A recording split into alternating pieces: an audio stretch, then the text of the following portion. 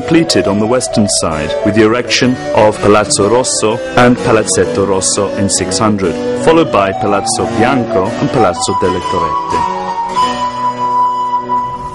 And here are some of the palaces which have made this street so well known all over the world. Palazzo Bianco at the extreme western side of the street dates back to 700, and yet it blends in well with the context of the street. The main facade has two superimposed horizontal styles with sides that slightly protrude and show without doubt its loyalty to Alessi's 16th century model. If we look at the side view, you can see how architecture needs to adapt to the terrain when building on hills.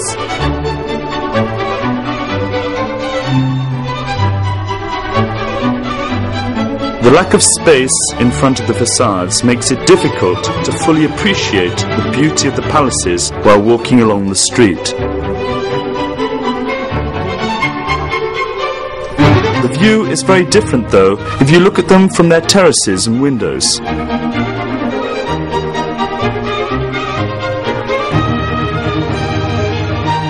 The perspective is in fact much wider and offers a more central view of the facades.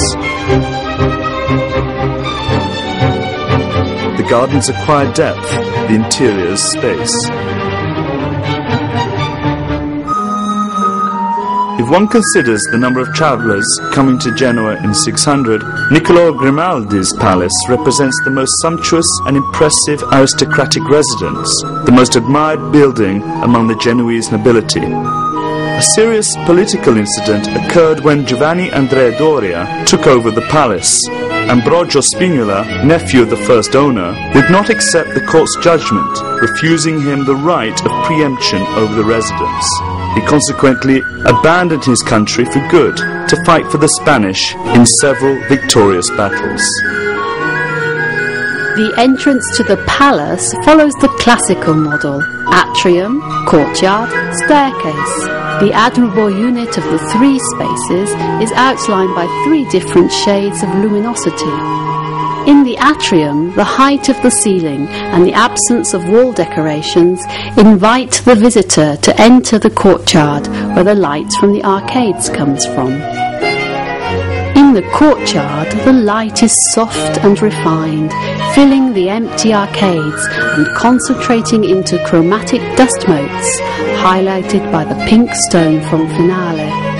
At the end of the courtyard, the staircase divides immediately after the very first steps into two flights, leading to the arcades of the upper floor.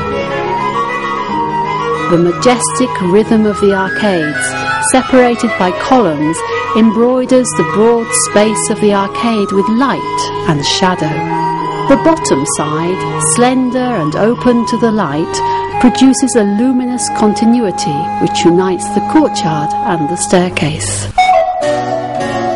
The facade of Palazzo Lomellino is plastic and pictorial, being an outstanding example of the manneristic experimentalism of its author, the architect Castello.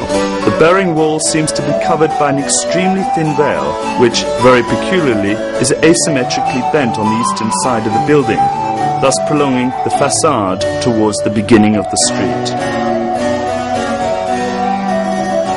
The layout of the atrium, an oval with its minor axis pointed towards the entrance, gives a focal point from which perspective axes depart towards the nymphaeum-shaped walls of the courtyard.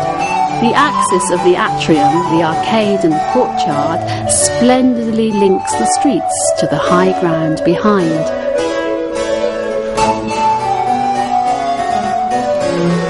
All along the hill are terraced gardens and geometries drawn by box tree fences, water features and marble statues.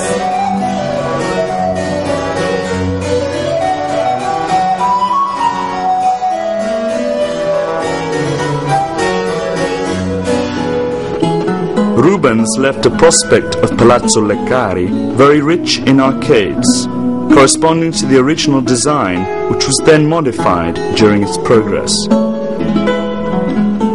The design is extremely innovative. The facade's first sequence is rustic Doric, like an infinite wainscot, decorated by finale stone blocks. The second sequence consists of arcade terraces overlooking the street. Two towers with arcades terminate the facade. Angelo Giovanni Spinola's palace is the only one in the street which has an entirely painted facade. The decorations portray the feats of Julius Caesar with a heroic emphasis that is typical of the 1600s. The Renaissance relationship between architecture and nature is also shown in the Italian garden to the rear, the humanistic garden, where man gives a rational order to the disorder of nature.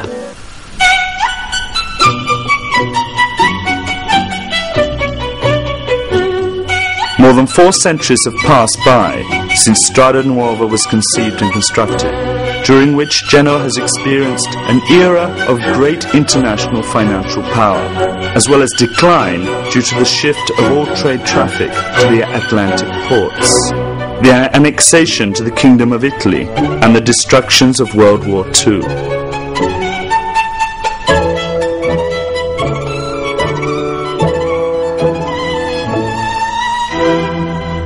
After 4 centuries, this precious jewel is still present, ready to amaze us again with its everlasting charm. A walk in Strada Nuova, now named Via Garibaldi, will take you on a splendid journey back to the past.